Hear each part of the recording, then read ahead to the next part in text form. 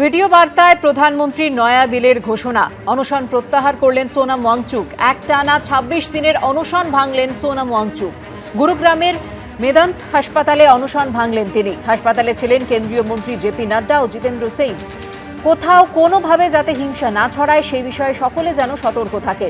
অনশন প্রত্যাহারের পর সোশ্যাল মিডিয়ায় পোস্ট করেছেন সোনাম ওয়াংচুক। গত ২৮ জুন থেকে দিল্লির যন্তর মন্তরে পড়ুয়াদের আন্দোলনে যোগ দিয়ে অনশন শুরু করেছিলেন Wangchuck.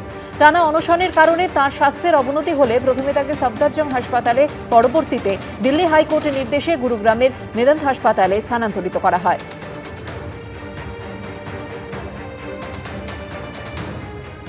Statement from the government side, government is positive on not registering cases against those protesting peacefully at Jantar Mantar in Delhi and those participating in the march to the parliament on July 20, 2026.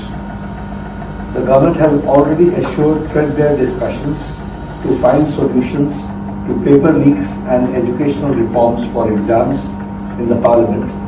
Besides, the government is also positively considering suitable compensations for the suicide victims of recent NEET paper leaks. ये हमारे side से অনশন প্রত্যাহারের পরে প্রধানমন্ত্রী সোনামের সুস্থতা কামনা করে লেখেন, ওয়াংচুক যেন চিকিৎসকদের পরামর্শ মেনে চলেন, তিনি যেন স্বাভাবিক ওজন দ্রুত ফিরে পান।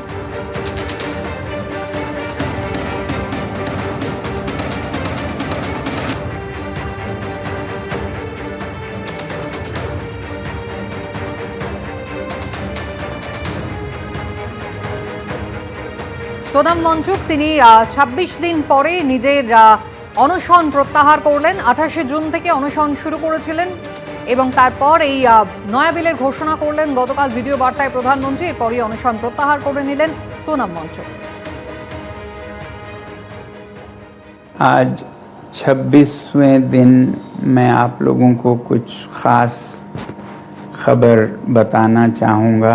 अभी रात के लगभग 12:30 बज रहे हैं।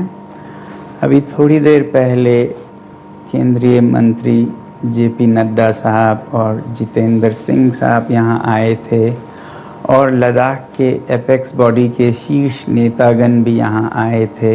और उससे पहले आप लोगों को मालूम है विभिन्न राजनीतिक दलों के लगभग 65 सांसदों ने आकर और हस्ताक्षर देकर हमसे अनशन तोड़ने के लिए कहा और वो संसद में इस मुद्दे पर नीट पेपर्स और परीक्षाओं की प्रणाली पर चर्चा करेंगे, ये आश्वासन दिया। और जो सरकार से इस तरफ से मंत्रीगण आए थे उन्होंने भी ये आश्वासन दिया, जिसका कि 2 दिन से हम बहुत ही कड़ा क्या कहेंगे, एक तरह का बार्गेन चल रहा था कि मुझे आश्वासन चाहिए और लिखित में चाहिए, और इसमें 2 दिन लगे और मुझे इसलिए अनशन पर 2 दिन और बैठना पड़ा और ज़्यादा भी बैठ जाता तो आखिर में आज उन्होंने लिखकर आश्वासन दिया है।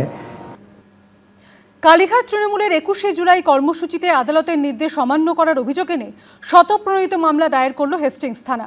কালীঘাট তৃণমূলের ২১শে জুলাই কর্মসূচির আয়োজক এবং কনভেনারদের বিরুদ্ধে এফআইআর রুজু করল পুলিশ।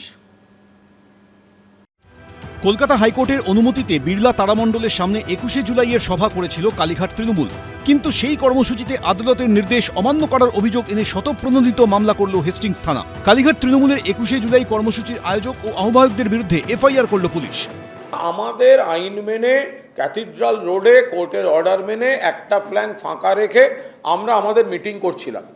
এবার যদি এই পুলিশ, এই গদ্দাররা, বিজেপির গুন্ডামি এত খোঁচা মেরেছেন মমতা বন্দ্যোপাধ্যায়কে যে মানুষের আবেগে লেগেছে, মানুষ তারা যদি চলে আসেন তা আমরা সেটা থামাবো কী করে? ফাঁকা রাখার দায়িত্বটা তো ছিল পুলিশের।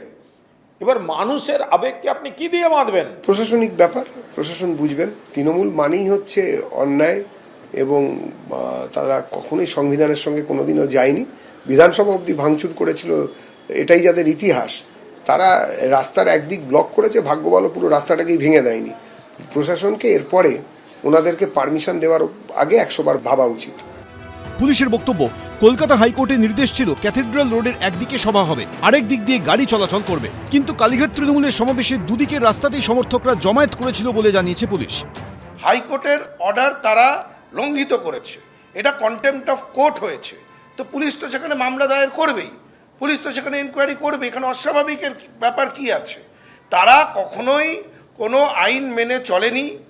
পুলিশের অভিযোগ, এর জন্য যান চলাচলে বাধা তৈরি হয়। এই অভিযোগে এবার শতপ্রণোদিত মামলা দায়ের করল হেস্টিংস থানা। পার্থপ্রতিম ঘোষ, দীপক ঘোষ, আশাবুল হোসেন, এবিপি আনন্দ। এবিপি আনন্দ, এগিয়ে থাকে, এগিয়ে রাখে।